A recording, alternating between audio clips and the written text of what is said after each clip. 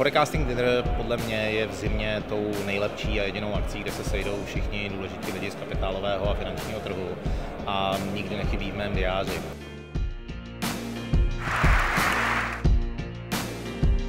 Tak jako můj předchůdce Zdeněk Tuma, my si prostě myslíme, že CFA je jako důstojná společnost, která tady vrcholí svoji každoroční činnost, že na tom dinneru je vždycky nějaký zajímavý řečník z ciziny a pak samozřejmě Zdeněk nebo já jako na ty tradiční nutné témata, ale jako ta radost je spíš z toho, že tím podporujeme celou jakoby tu společnost.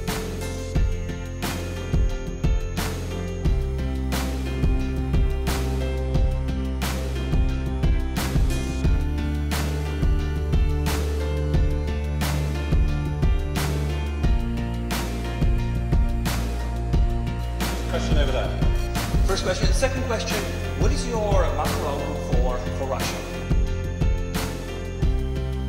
Yeah, it's a very good event. I mean, every year you have very good speakers. We see, very interesting companies and representatives of companies come here. Again, great for us to bring our clients to.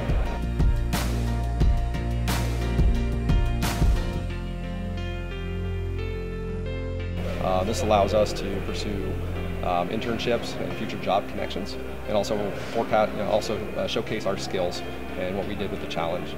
The dinner also included many interesting speakers, and we were also able to meet the governor of the Czech National Bank, which was quite an honor.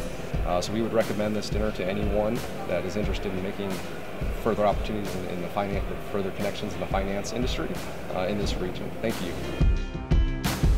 Myslím si, že to probíhá vždycky v fantastické atmosféře. Večer je nesmírně dynamický a myslím si, že tady jednou byl, tak se určitě bude těšit už na příští rok.